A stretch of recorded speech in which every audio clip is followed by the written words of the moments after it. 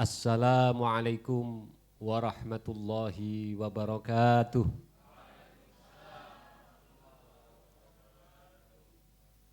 Bismillahirrahmanirrahim. Nahmaduka ya Allah wa nusalli wa nusallimu alaika ya Rasulullah wa ala alika wa ashabika ya Habiballah.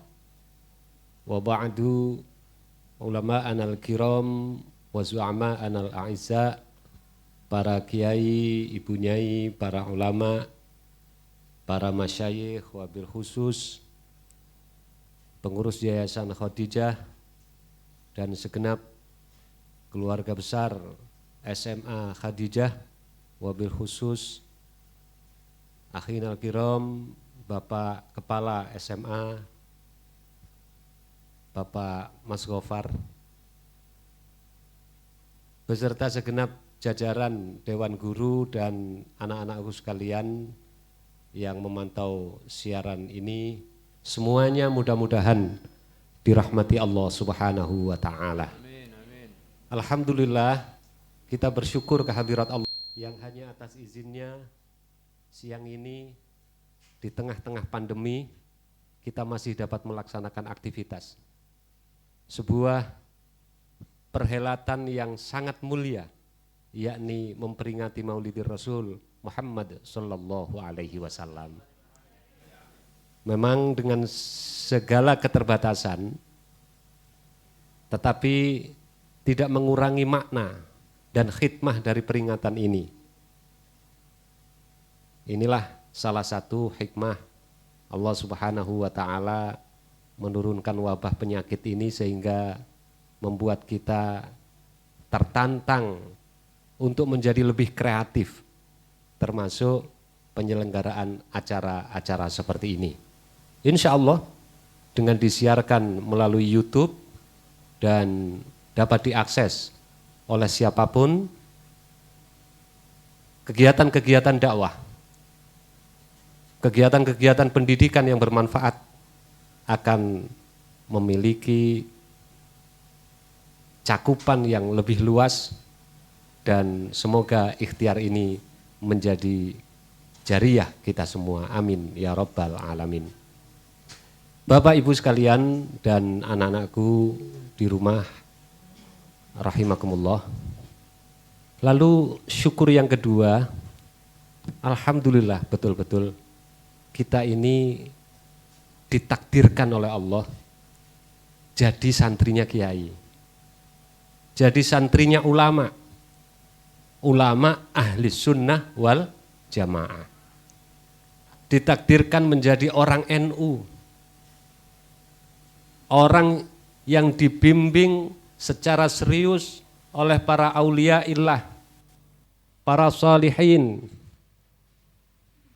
yang mencurahkan perhatiannya, memiliki himmah yang tinggi terhadap perkembangan Islam dengan cara-cara yang benar, cara-cara yang enak untuk diikuti, cara-cara yang indah, termasuk diajarkan kepada kita bagaimana mencintai Allah dan Rasul-Nya dengan cara antara lain memperingati Maulid Nabi Muhammad sallallahu alaihi wasallam. Bapak-bapak sekalian, hadirin, ibu-ibu, anak-anakku sekalian yang dimuliakan Allah. Bukan soal mudah bagaimana mencintai Allah dan Rasul-Nya. Jelas Allah tidak bisa dipersonifikasi. Baginda Nabi besar Muhammad sallallahu alaihi wasallam telah menghadap kepada Allah 15 abad yang lalu. Dan kita lahir di generasi tahun atau abad 21 ini.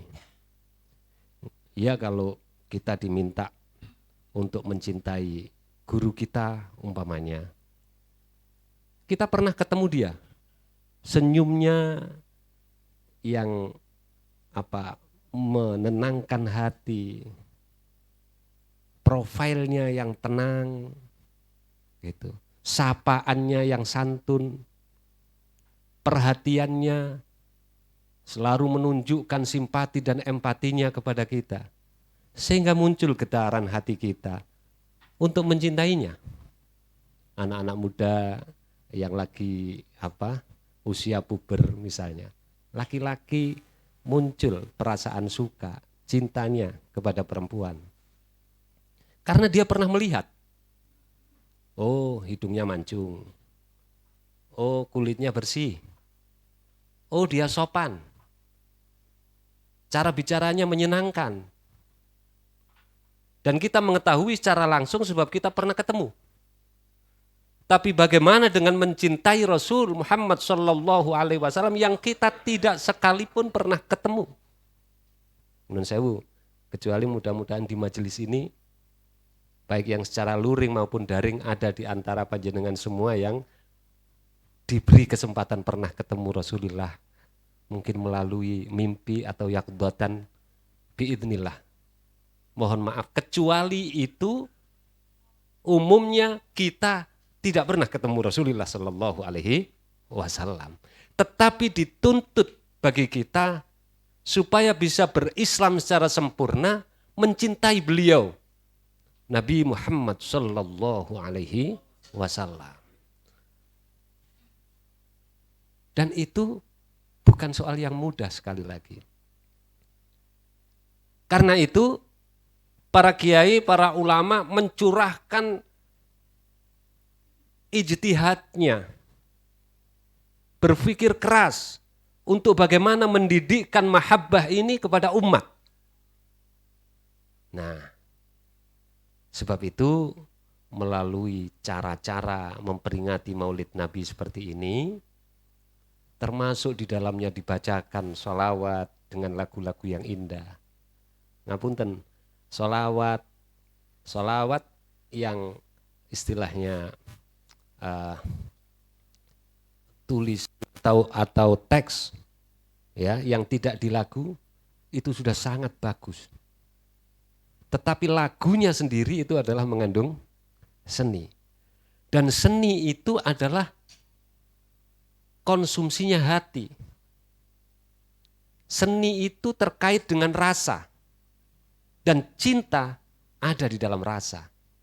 Rasa hati. Sebab itu dekat sekali antara seni dan cinta. Karena itu, mohon maaf, ini saya pernah analisis saja di dalam sebuah tulisan saya, bahwa mengapa para ulama klasik, ulama-ulama di waktu lalu, mereka itu meskipun cendekiawan, ahli yang sangat sophisticated di dalam satu bidang ilmu, tetapi juga mayoritas memiliki talenta seni. Rata-rata ulama. Coba dilihat kalau di dalam kitab-kitab klasik. Seserius apapun, ditulis kitab kuning itu ya, panjang lebar begitu. Di tengah-tengahnya itu tiba-tiba ada bait nazam. Bahkan ilmu nahwu yang rumit sekalipun itu disusun dalam bentuk nazam. Ada kitab namanya Alfiyah, itu kitab nahwu 1000 nazam. Anak-anak pesantren yang kelas advance itu harus menghafalkannya. Yang rumit itu ketika menjadi sebuah nazam, puisi itu, maka menjadi enak untuk dibaca, memberikan kesan yang mendalam dalam hati, dan sebab itu kemudian menimbulkan kesan yang akhirnya bisa bermanfaat untuk kita semua. Nabi diperkenalkan dengan prosa yang ada dalam riba, dengan puisi-puisi yang ada dalam bait-bait. Syaraqal badru alaina min thaniyatil wada, dan seterusnya. Hadirin, itulah sebenarnya salah satu pendekatan yang mungkin kita sebagian belum menyadari dipakai oleh para ulama untuk membangkitkan kecintaan umat ini kepada Nabinya Muhammad SAW yang tidak pernah ketemu Itu. Dan diantaranya adalah dengan event-event Maulid Nabi besar Muhammad Sallallahu Alaihi Wasallam. Loh kok gini bagusnya? Itu masih ada yang bilang bid'ah. Tidak ada tuntunan dari Rasulullah Muhammad Sallallahu Alaihi Wasallam. Kan enten niku aliran yang demikian. Masya Allah. Padahal ini jelas hikmahnya luar biasa. Kalau dikatakan ini bukan sunnah jelas keliru. Nabi Shallallahu Alaihi Wasallam bahkan memperingati hari lahirnya tidak menunggu setahun. Gitu Pak ya? Tidak menunggu setahun. Setiap Senin beliau memperingati hari lahirnya. Ketika ditanya oleh sahabat, panjenengan kenapa berpuasa Senin?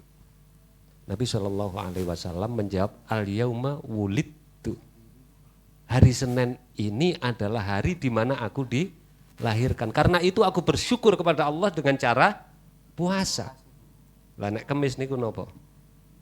Dijelaskan oleh beliau, kalau Kemis adalah hari di mana malaikat melaporkan secara berkala setiap minggu, setiap pekan amal saya. Maka aku senang jika pas amalku dilaporkan aku dalam keadaan puasa. Anak-anakku sekalian hadirin rahimakumullah. Demikianlah yang dilakukan oleh ulama-ulama Sunni di Syria, di Mesir, dan seterusnya. Bahkan mereka melaksanakan maulid tiap hari Senin. Dan kita melaksanakan setahun sekali. Karena itu nanti kalau mau maulid tiap pekan itu juga tidak ada halangan. Tetap mendapatkan kesunahan. Dan insya Allah akan menyebabkan kita mendapatkan syafaatnya Rasulullah Muhammad Sallallahu Alaihi Wasallam. Man 'azzama maulidi kuntulahu syafi'an yaumal qiyamah. Demikianlah sabda Nabi Sallallahu Alaihi Wasallam. Yang penting ingin saya katakan adalah hal ini betul-betul merupakan media untuk menumbuhkan mahabbah, cinta kepada seseorang yang kita tidak pernah ketemu.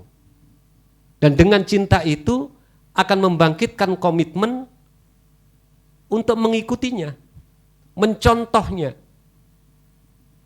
Sebab salah satu Rasulullah Sallallahu Alaihi Wasallam diutus itu adalah untuk menjadi suri tauladan bagi kita umatnya.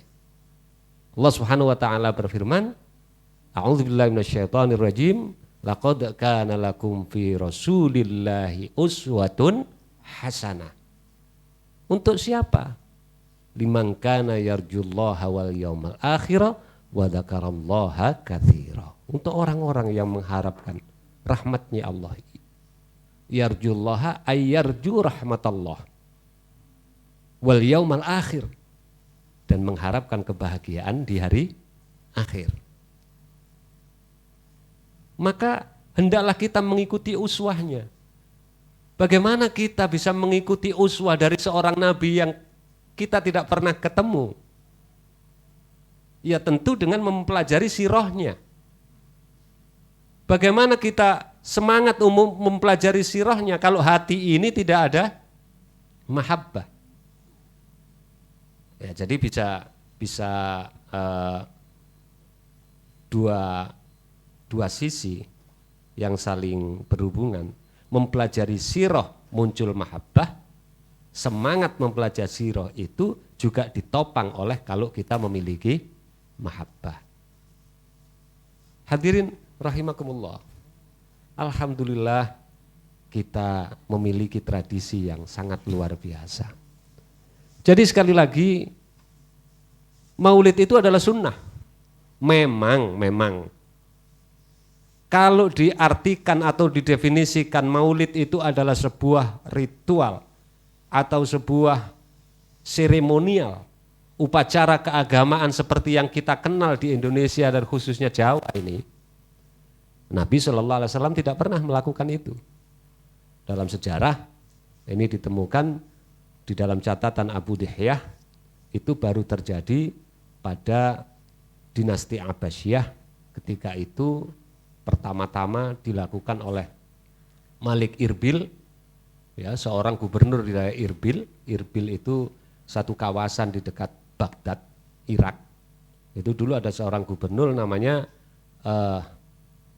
Al-Kaukabri. Ya. Diceritakan di dalam sirahnya Abu Dihyah bahwa beliau kalau sudah bulan Maulid menyembelih ratusan hewan ternak, kemudian mengundang rakyatnya, warga sekitar, dan berkumpul di sekitar istana, umpama sekarang itu gubernur Khofifah gitu ya, mengundang warga. Secara umum menyembelih ratusan domba, ratusan onta untuk kemudian makan bersama. Di situ dibacakan sirah Rasul, membaca sholawat, dan itulah peringatan yang pertama dalam pengertian sebuah seremoni, upacara atau peringatan seperti yang kita kenal selama ini. Memang ada beberapa riwayat yang menyatakan, oh tidak, pertama-tama yang melakukan adalah Salahuddin Al-Ayyubi. Dia adalah seorang panglima perang dari dinasti Abbasiyah. Pada peristiwa perang salib itu, ketika perang itu berlarut-larut panjang, maka tentu saja tentaranya itu kemudian rodok ngelukru. Untuk membangkitkan kembali semangat jihad,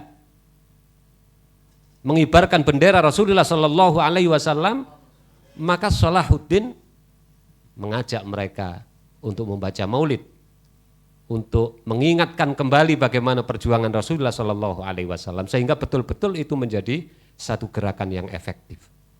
Satu lagi riwayat, ada yang mengatakan ini dimulai dari dinasti Fatimiyah di Mesir. Ya oke lah, mana pun yang kita percayai, tapi bahwa itu semua jelas ada guna dan manfaatnya, terutama tadi itu untuk menimbulkan mahabbah kepada Rasulullah Shallallahu Alaihi Wasallam. Hadirin, dengan begitu insya Allah akan terbangun komitmen untuk menjadikan beliau sebagai suri tauladan, dan kemudian yang namanya orang yang mencintai, ikut titik-titik, sering-sering, ya pasti sering menyebut namanya. Itu man ahabba syai'an aktsara dzikru. Itu anak-anak yang baru diberikan motor baru oleh orang tuanya, itu zikrih itu maknanya bisa mengingatnya, bisa juga menyebutnya. Ada dua makna zikir. Jadi makanya zikir itu ya ingat. Tapi ada yang mengatakan meskipun tidak ingat, tidak khusyuk, tidak apa-apa. Yang penting bunyi saja. La ilaha illallah, la ilaha illallah. Fokus apa tidak fokus? Masih ada hikmahnya, karena zikir bermakna menyebut. Hadirin rahimakumullah, seorang yang mencintai sesuatu akan banyak mengingatnya dan akan banyak menyebutnya. Jelas itu banyak manfaatnya. Jangankan ingat, nyebut saja. Kalau sholawat itu fadilahnya sudah luar biasa. Di antara fadilahnya itu adalah membuka pintu hijab. Doa-doa akan terhalang oleh hijab, dan itu yang membukanya adalah sholawat ke atas Rasulullah Shallallahu Alaihi Wasallam. Allahumma sholli ala Muhammad. Itu mengapa menjadi pembuka pintu, membuka hijab? Ya karena semesta ini diciptakan oleh Allah karena cintanya Allah kepada Muhammad. Allahumma sholli ala Muhammad. Ya Muhammad. Ini dalam hadis qudsi Allah berfirman, ya Muhammad, laulaka ma khalaqtul aflak. Wahai Muhammad, jika bukan karenamu, tidak aku ciptakan semesta ini. Jadi kalau kita menikmati yang enak-enak, menikmati yang indah-indah, dunia dengan gemerlapnya, itu kita harus syukur kepada Allah. Dan juga harus mengingat Rasulullah. Karena kita tidak mungkin bisa menikmati itu Kalau Gusti Allah, kalau bukan karena cintanya Allah kepada Kanjeng Nabi. Kan mengatakan. Begitu itulah Allah Subhanahu wa taala.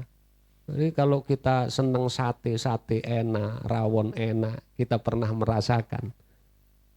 Itu tidak mungkin terjadi kalau bukan karena Allah menciptakan Nabi Muhammad sallallahu alaihi wasallam. Bahkan sebelum surga, bahkan sebelum Adam, yang diciptakan Allah pertama-tama adalah Nur Muhammad sallallahu alaihi wasallam. Nah, ini kalau dipelajari nanti jauh lagi. Jelas itu. Yang kedua, membaca sholawat sendiri itu adalah sebuah amalan yang tidak pernah ditolak. Dalam sebuah syair, adimin sholata ala nabi Muhammadin faqabuluha hatman biduni taraddudi a'maluna bainal qabuli wa raddiha illa sholata ala nabi Muhammadin. Lantunkan sholawat itu ke atas Nabi. Ya, karena pasti akan diterima. A'maluna bainal qabuli waraddiha. Amal-amal kita yang lain, ya, itu tergantung. Kadang ada yang diterima, kadang ada yang ditolak. Sholat. Ada sholat itu syah, ada sholat itu qabul. Nah kalau syah, asal memenuhi syarat rukun, sudah benar secara tuntunan syariat, syah. Tapi qabul apa belum? Belum tentu. Jangan ada sholat, orang sholat motifnya itu yang lain. Bukan karena Allah. Itu tidak qabul. Nah hadirin rahimakumullah, tergantung orang sodako juga demikian.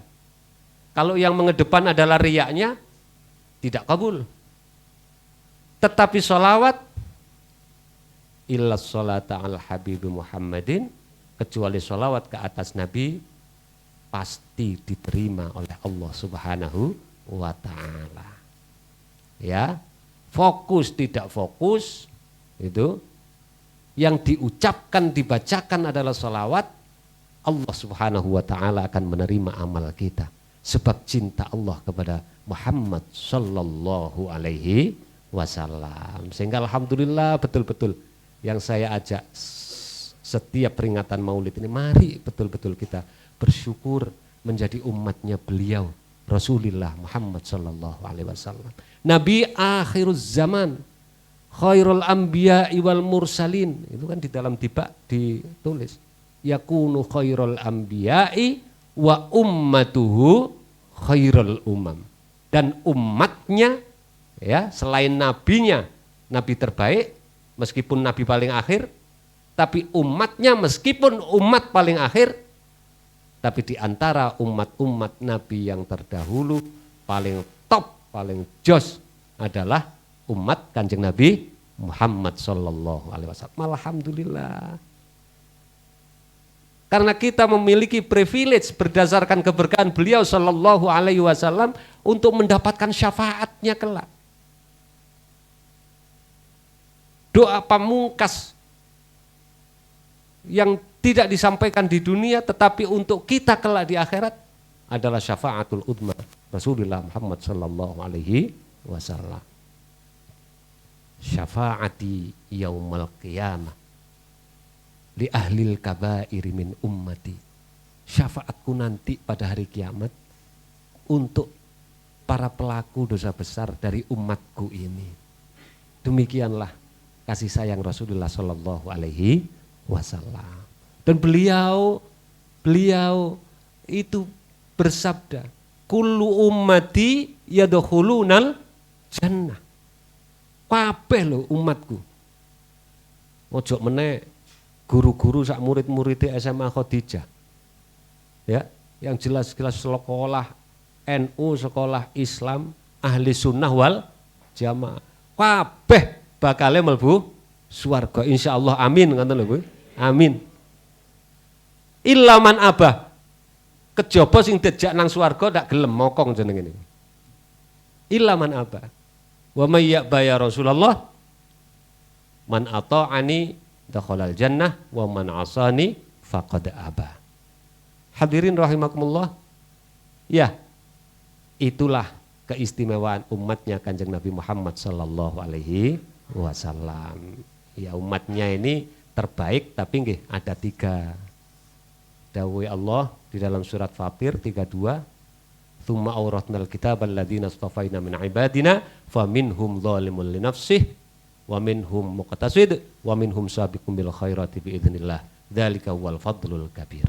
Ada 3 level umatnya Muhammad ini. Pertama, yang masih dzalimun li nafsihi. Wajib durung pepek, sebagian masih dilaksanakan. Muharramat masih doyan. Ini dzalimun li nafsi. Kata Ibnu Abbas di dalam menafsiri ayat ini, terus pundi terose wau mlebet swarga kabeh. Iya pancene. Meskipun zalim, iya iso mlebu swarga.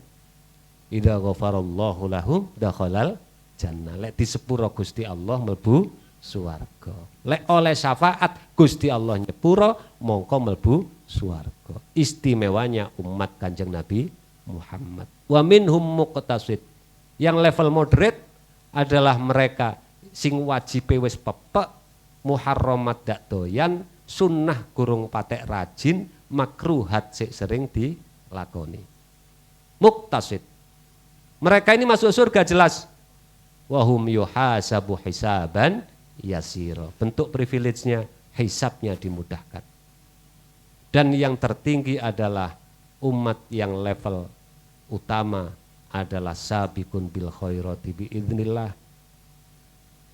Pelopor kebajikan, maknanya adalah melampaui level itu tadi, semuanya sudah penuh, wajibat oke, yang sunnah rajin, muharramat jangan lagi muharramat, yang makruhat saja ndak mau, bahkan yang ibahah pun ditinggal, tidak dilakukan. Boleh lo ndak dilakukan demi untuk menambah kebajikan. Sebab itu hadirin, melalui peringatan seperti ini kita berharap mudah-mudahan level kita sebagai umat beliau supaya jangan sampai stuck, jangan sampai berhenti. Umpama masih ada di level dzalimun li nafsi, mudah-mudahan setelah peringatan Maulid ini, dengan sering hadir dalam peringatan Maulid ini, dengan barokahnya Rasulullah sallallahu alaihi wasallam, pitulunge Gusti Allah, mudah-mudahan naik level menjadi muktasid. Kalau sudah muktasid, umpama sekarang di level itu, mudah-mudahan bisa menjadi sabiqun bil khairati bi idznillah, karena dzalika huwal fadlul kabir. Itu mengandung kefadilahan yang sangat besar. Ibnu Abbas berkata bahwa mereka ini akan masuk surga, yadkhulunal jannata bi ghairi hisab. Amin ya rabbal alamin. Mudah-mudahan Allah Subhanahu wa taala memberikan keberkahan kepada kita, dijadikan umatnya Kanjeng Nabi Muhammad sallallahu alaihi wasallam yang akan bersama-sama beliau para aulia illah as-siddiqin nanti di surganya Allah Subhanahu wa taala. Al-Fatihah.